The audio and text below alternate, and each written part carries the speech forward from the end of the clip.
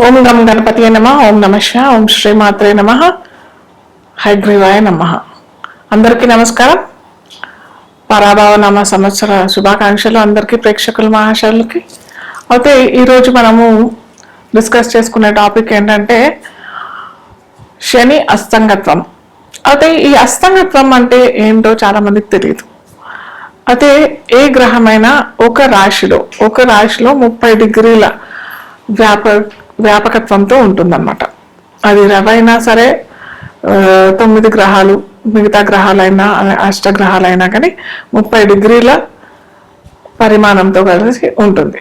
అయితే ఏ గ్రహమైనా రవికి అతి సమీపంలో దగ్గరలో వచ్చి ఆ వచ్చిన గ్రహం కనుక అతి సమీపంలో అంటే చాలా దగ్గరగా వచ్చేసేసి ఆ గ్రహం రవి నుంచి 10 డిగ్రీల లోపల అంటే ఉదాహరణకి రవి 20 డిగ్రీలలో ఉన్నట్టయితే దానికి సమీప గ్రహము 20 డిగ్రీల లోపల అని అంటే ఒక 15 డిగ్రీలు లేదా 22 డిగ్రీలు, అంటే అటు 20 డిగ్రీల నుంచి 30 డిగ్రీల లోపల అంటే 10 డిగ్రీలు వస్తుంది కదా. అలాగే 10 డిగ్రీల నుంచి 20 డిగ్రీల లోపల ఏదైనా గ్రహం, అంటే ఉదాహరణ తరఫున నేను చెప్తా ఉన్నాను, ఆ గ్రహం కనుక వచ్చినట్టయితే అది అస్తంగత్వం పొందినట్టుగా మనం జ్యోతిష్ శాస్త్రంలో పరిగణిస్తాం. అయితే ఇప్పుడు మనకి శని మీనరాశిలో సంచరిస్తుంది, ఆ సంగతి అందరికీ తెలిసిందే. అలాగే శనితో పాటు రవి అంటే సూర్యుడు కూడా సంచరిస్తున్నాడు. సో ఈ శని రవి సూర్యుడికి అతి సమీపంలో వచ్చింది. ఈ వచ్చిన ఈ దాన్ని మనం ఏమంటామంటే ఇంతకు ముందు చెప్పుకున్నాం కదా, 10 డిగ్రీల లోపల వచ్చినట్టయితే దాన్ని అస్తంగత్వం పొందుతుంది అని అంటాం. సో ఇప్పుడు శని రవి అతి సమీపంలో 10 డిగ్రీల లోపల మనకి రవి సంచారం శని పైన మీనరాశిలో జరుగుతుంది. అది ఏ సమయంలో ఉందంటే మార్చి 8వ తారీఖు నుంచి ఏప్రిల్ 22, 2026 దాకా ఈ సంగత్వం, ఈ రవి సంచారం అనేది జరుగుతూ ఉంది. సో దీనివల్ల ఏ రాశుల వారికి ఎలాంటి పరిణామం ఎదుర్కోగలుగుతారు, ఎలాంటి సంఘటనలు ఎదుర్కొంటారో మనము ఒక్కొక్క రాశిగా మనం చూసుకున్నట్టయితే, ముఖ్యంగా ఒక గ్రహం అస్తంగత్వం పొందుతుంది అని అంటే దాని యొక్క కారకత్వాలు, అంటే దాని యొక్క ఫీచర్స్ అన్నీ దెబ్బతింటాయి. అంటే రవి ఉదాహరణకి మనము ఒక బంతి పెట్టామనుకోండి, ఒక బంతి పెట్టి పెద్ద బంతి దాని పక్కన ఒక చిన్న బంతి వచ్చింది అనుకోండి, ఈ బంతి నీడలో ఈ చిన్న బంతి కనిపిస్తుందా? కనిపించదు కదా. సో అలాగే ఇక్కడ ఏమైంది, సూర్యుడు పక్కన శని కూడా పెద్ద గ్రహమే, కానీ అన్నిటికంటే సూర్యమండలంలో మనకి రవి పెద్దదైన గ్రహం, అంటే జ్యోతిష్ శాస్త్రంలో గ్రహంగానే పేర్కొంటాం. అయితే ఈ సూర్యుడు శనిని దగ్గరగా అతి సమీపంగా వచ్చి ఆ శని కారకత్వాలన్నిటినీ తనలోని నిగుడికించుకుంటాడు కాబట్టి దీన్ని మనం అస్తంగత్వం అని పేర్కొంటాం. ఆ శని కారకత్వాలు అంటే ఏంటి? శని అందరికీ తెలిసిందే కర్మకారకుడు, వృత్తి కారకుడు, మన యొక్క కర్మాలన్నిటినీ దహింపజేసేవాడు శని. ఆ శని కారకత్వాలు ఇప్పుడు ఈ 40 రోజుల్లో అస్తంగత్వం పొందుతుంది. అంటే ఆ కారకత్వాలన్నీ కొద్ది కొద్దిగా తగ్గిపోతాయి. దీనివల్ల ఏమవుతుంది, దీనివల్ల ఏ రాశికి ఎలాంటి ఫలితాలు వస్తాయి అది మనము ఇప్పుడు ఒక్కొక్క రాశిగా మనము చూసుకుందాం.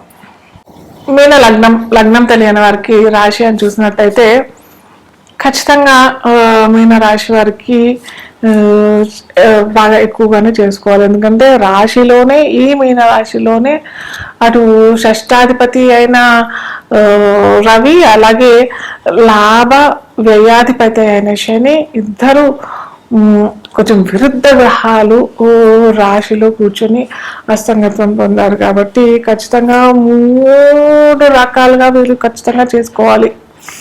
అటు శనికి చేసుకోవాలి, అటు రవికి చేసుకోవాలి, అటు గురువుకి చేసుకోవాలి. ఎందుకంటే తన ఇంట్లోనే కదా, తన ఇంట్లో ఇద్దరు శత్రువులు వచ్చి కూర్చుంటే ఎలా ఉంటుంది? అంటే ఇద్దరు శత్రువులు ఇక్కడ రవి ఈ మీన లగ్నానికి, మీనరాశి వారికి శత్రువు కాదు, కానీ మిత్రుడైనా కానీ ఎవరితో తలపట్టాడు, ఒక శత్రువుతో తలపడి ఇంట్లో కూర్చున్నాడు కాబట్టి, తన ఇంట్లో కూర్చున్నాడు కాబట్టి అంత మంచిది కాదు కదా. సో అందుకే మన ఇంట్లో మనం సంతోషంగా హాయిగా ఉండాలి, కానీ ఎవరో వచ్చి తణుకులాడుతూ ఉంటే మనకు ఎలా ఉంటుంది? సో అదే భావనలో ఇక్కడ మనకి మీనరాశిలో కూడా, మీన లగ్నంలో కూడా జరుగుతుంది. కాబట్టి ఖచ్చితంగా ఎవరికైనా కానీ, అటు వ్యాపారస్తులకైనా కానీ, టీచింగ్ ఫీల్డ్లో ఉన్న వారికైనా కానీ, ఉద్యోగస్తులకైనా కానీ, విద్యార్థులకైనా కానీ, సామాన్యులకైనా కానీ, గృహస్థులకైనా కానీ అందరికీ ఇబ్బందే. కాబట్టి దత్తాత్రేయ పారాయణం ఖచ్చితంగా చేసుకోవాలి. గురువారాలు కొంచెం మంచి గంధం కొద్దిగా నొసటి పైన తిలకంగా దిద్దుకుంటే చాలా మంచిది. సూర్యుడికి అర్ఘ్యం ఖచ్చితంగా ఇవ్వండి, రోజు ఇవ్వండి, 40 రోజులు ఖచ్చితంగా ఇవ్వండి. దాంట్లో కొద్దిగా గంధం కలిపేసేసి, కొద్దిగా నేను చెప్తున్నాను కదా, నేను టోటల్ గంధం పోసేసి అక్కడ మీ ప్రాంగణం మొత్తం పాడు చేసేసుకోండి. అలా కాకుండా ఒక చిన్న చిడుకడు గంధం పోసేసి చక్కగా మీరు సూర్య భగవానుడికి అర్ఘ్యం ఇస్తే చాలా మంచిది. అలాగే వెంకటేశ్వర స్వామి స్తుతి ప్రతి శనివారము మీరు చేసుకున్నట్టయితే ఈ మనం అనుకున్న ఈ రాశి శుద్ధి జరుగుతుంది. మీరు కూడా ఎటువంటి చిరాకులు పరాకులు లేకుండా మీరు మీ కుటుంబ సభ్యులతోని, అటు మిత్రులతోని, శ్రేయవాసులతోని కూడా చాలా చక్కగా మీరు ఉంటారు. కాబట్టి ఇది ఖచ్చితంగా చేసుకుంటేనే చాలా మంచి ఫలితాలు అవుతాయి. తగు ఫలితాలు మీకు, సత్ఫలితాలు ఆ భగవంతుడు మీకు లభించాలని సెలవు. సో ఇప్పటి నుంచి నేను ప్రతిసారి లాస్ట్లో మీరు స్టార్టింగ్ నుంచి ఎండింగ్ దాకా చూసినట్టయితే, నేను ఎండ్ ఆఫ్ ది ఈ ఎపిసోడ్లో ఒక చిన్న రెమెడీ, మీరు ప్రతి ఒక్కరు ఎవరైనా కానీ ఇది చేసుకోవచ్చు. స్విచ్ వర్డ్స్ అంటారు. ప్రతిసారి నేను స్విచ్ వర్డ్ అన్నా ఇవ్వడానికి ప్రయత్నం చేస్తాను, లేదా న్యూమరాలజీ ప్రకారం ఒక నంబర్ అయినా ఇవ్వడానికి ప్రయత్నం చేస్తాను. ఆ నంబర్ అన్నా, ఆ వర్డ్ అన్నా మీరు కనుక చేసినట్టయితే, ఇది వేదిక్ స్విచ్ వర్డ్. ఇది చేసినట్టయితే మీకు సత్ఫలితాలు అందరికీ లభిస్తాయి. ఇది విద్యార్థులైనా కానీ, గృహిణులైనా కానీ, వ్యాపారస్తులైనా కానీ, ఉద్యోగస్తులైనా కానీ ఎవరైనా చేసుకోవచ్చు. ఒక చిన్న వర్డ్ ఇది, కల్మషి అనే ఈ వర్డ్ మీరు కనుక రోజు 200 సార్లు చదివినట్టయితే మీ కోరికలు తీరుతాయి. కోరికలు అనంటే ఏదో కామక్రోధ వాంఛలు ఇలాంటి కోరికలు కాకుండా సత్కోరికలు, మంచి కోరికలు, మా పిల్లలు ఉన్నతిగా రావాలి, లేదా నాకు వివాహం కావాలి, లేకపోతే నాకు ఉద్యోగం కావాలి.